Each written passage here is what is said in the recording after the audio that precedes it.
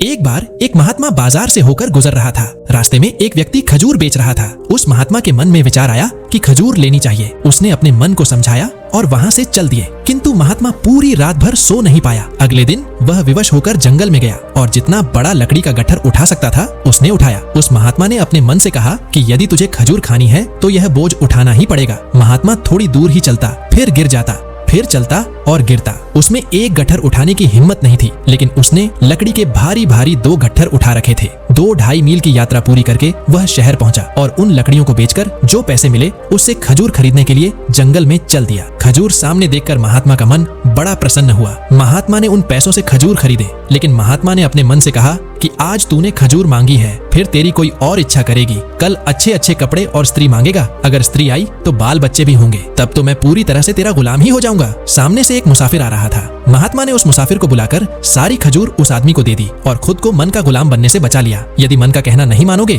तो इस जीवन का लाभ उठाओगे, यदि मन की सुनोगे तो मन के गुलाम बन जाओगे।